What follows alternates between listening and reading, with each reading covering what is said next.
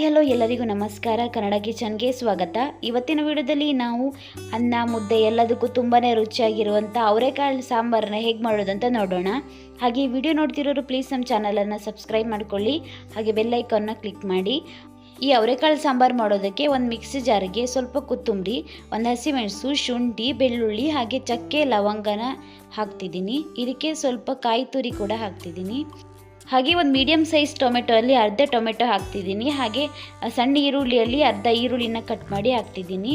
ಇದಕ್ಕೆ ಸ್ವಲ್ಪ ನೀರು ಹಾಕಿ ಇದನ್ನ ನುಣ್ಣಗೆ ನಾನು ರುಬ್ಕೊಳ್ತೀನಿ. ನಾನಿಲ್ಲಿ ರುಬ್ಬಿ ಇಟ್ಕೊಂಡಿದ್ದೀನಿ. ನಂತರ ಈ ಸಾಂಬಾರನ್ನ ಮಾಡೋದಕ್ಕೆ ಒಂದು ಕುಕ್ಕರ್ಗೆ 1 ಸ್ಪೂನ್ ಆಗುವಷ್ಟು ಎಣ್ಣೆನ ಹಾಕಿದ್ದೀನಿ. ಎಣ್ಣೆ ಸ್ವಲ್ಪ ಬಿಸಿಯಾದ ನಂತರ ಅದಕ್ಕೆ 1/4 ಸ್ಪೂನ್ ಆಗುವಷ್ಟು ಸಾಸಿವೆ, ಸ್ವಲ್ಪ ಕರಿಬೇವು ಹಾಗೆ ಒಂದು ಈರುಳ್ಳಿನ ಉದ್ದಕ್ಕೆ ಕಟ್ ಮಾಡಿ ಹಾಕ್ತಿದ್ದೀನಿ. ಈರುಳ್ಳಿನ ಚೆನ್ನಾಗಿ 1 ನಿಮಿಷ ಫ್ರೈ ಮಾಡ್ಕೊಳ್ಳಿ. ಈರುಳ್ಳಿ ಫ್ರೈ ಆದ ನಂತರ ಇದಕ್ಕೆ ನಾನಿಲ್ಲಿ 1 ಕಪ್ ಆಗುವಷ್ಟು ಅವರೆಕಾಳನ್ನ ಬಿಡಿಸಿ ಇಟ್ಕೊಂಡಿದ್ದೀನಿ. ಅದನ್ನ ಚೆನ್ನಾಗಿ ತೊಳೆದು ಇಲ್ಲಿ ಕುಕ್ಕರ್ಗೆ ಹಾಕ್ತಿದ್ದೀನಿ. ಅವರೆಕಾಳು ಜಾಸ್ತಿ ಕೂಡ ನೀವು ಹಾಕ್ಬೋದು. ನಾನಿಲ್ಲಿ 1 ಕಪ್ ಆಗುವಷ್ಟು ಹಾಕ್ತಿದ್ದೀನಿ. ಹಾಗೆ ಸ್ವಲ್ಪ ಆಲೂಗಡ್ಡೆ, ಅರ್ಧ ಟೊಮೆಟೊನ ಕಟ್ ಮಾಡಿ ಹಾಕ್ತಿದ್ದೀನಿ. ಇದನ್ನೆಲ್ಲ ಚೆನ್ನಾಗಿ ಸ್ವಲ್ಪ ಎಣ್ಣೆಯಲ್ಲೇ ಫ್ರೈ ಮಾಡ್ಕೊಳ್ಳಿ. ಟೊಮೆಟೊ ಎಲ್ಲ ಸ್ವಲ್ಪ ಸಾಫ್ಟ್ ಆಗ್ತಿದ್ದಂಗೆ ಇದಕ್ಕೆ ರುಚಿಗೆ ತಕ್ಕಷ್ಟು ಉಪ್ಪನ್ನ ಹಾಕ್ತಿದ್ದೀನಿ. ಉಪ್ಪನ್ನು ಹಾಕಿದ ಮೇಲೆ ಇದಕ್ಕೆ ನಾನು ರುಬ್ಬಿ ಇಟ್ಕೊಂಡಿರುವಂಥ ಮಸಾಲನ ಹಾಕಿ ಮಸಾಲನ ಸ್ವಲ್ಪ ಹಾಗೆ ನೀರು ಹಾಕ್ದೇನೆ ಚೆನ್ನಾಗಿ 1 ನಿಮಿಷ ಫ್ರೈ ಮಾಡ್ಕೊಳ್ತೀನಿ. ಎಣ್ಣೆಯಲ್ಲೇ ಫ್ರೈ ಮಾಡೋದ್ರಿಂದ ಈ ಮಸಾಲ ಹಸಿ ವಾಸನೆ ಎಲ್ಲ ಹೋಗುತ್ತೆ. ಈ ಮಸಾಲಾನ ಚೆನ್ನಾಗಿ ಫ್ರೈ ಮಾಡ್ಕೊಂಡಾದ್ಮೇಲೆ ಇದಕ್ಕೆ ಅರ್ಧ ನಿಂಬೆ ಗಾತ್ರದಷ್ಟು ಹುಣಸೆ ಹಣ್ಣಿನ ರಸನ ಹಾಕ್ತಿದ್ದೀನಿ.